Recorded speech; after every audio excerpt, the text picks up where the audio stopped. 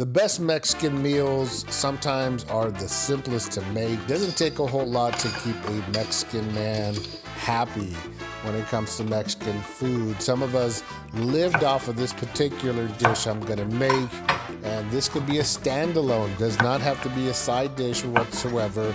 So I'm starting off here, dicing my vegetables. I'm gonna make some chorizo beans. Starting off with dicing my vegetables really nice and thin, or small dices, as you can see. I wasn't gonna waste time chopping it up for the video.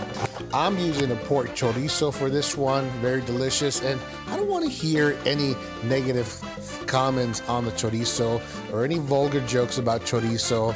The chorizo, in my opinion, deserves some respect. Respect the chorizo. Instead of dicing bacon, I'm using these bacon bits from Costco, from this Kirkland brand. They're already chopped up into small sizes. Very, very convenient.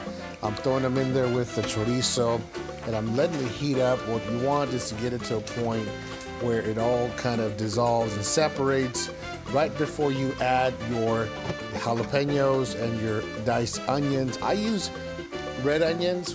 I mean, really, they're purple onions. You're not gonna gaslight me on that. They're purple onions. And I was gonna show you how to make beans from scratch, but ain't nobody got time for that. You know, who's got time nowadays to put a pot of beans, let them soak, and rinse them out a bunch of times? So keep it simple. I use this brand, Sun Vista, and if you want your beans a little bit more runny, then you want to add the entire can along with the juice that it comes with.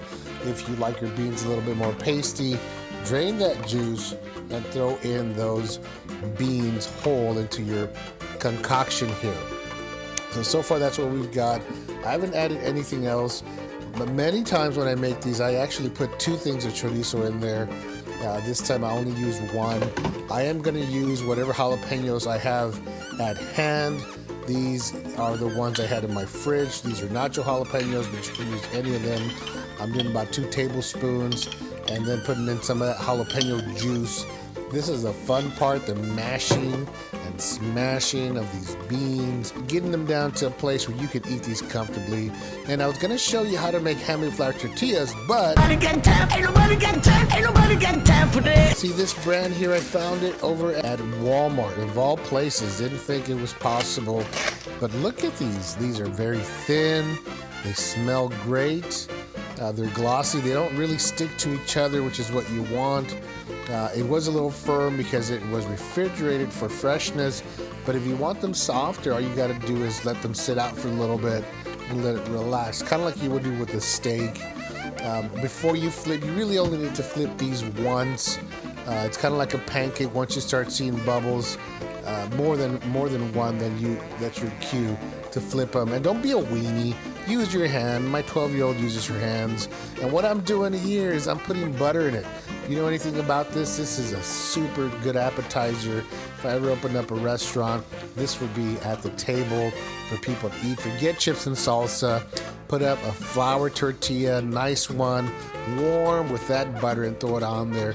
I'm using this Chihuahua cheese. This is a brand my local Walmart had at the time, but Chihuahua cheese is very melty, but I'm also throwing in some mild cheddar. That's just my preference.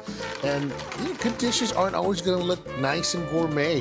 Sometimes they're gonna look a little sloppy. Sometimes they're gonna be a little intimidating, but I promise you, you have not tried this before, you need to try this. This is so delicious.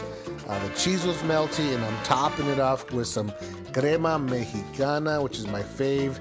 It's not too sour, it's fluidy. I added some garnish in here, con una coquita, una sodita. That is how this is done. Those tortillas are there on the side. They're nice, warm. Those beans are good. They're melted. Oh my gosh, this was delicious. This would keep any Mexican happy, and it might also make non-Mexicans happy as well.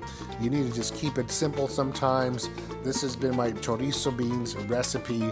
Don't forget to like, follow, and subscribe to this channel. Lately, I've been posting at least 1 time a week. Thank you very much. We'll see you next time.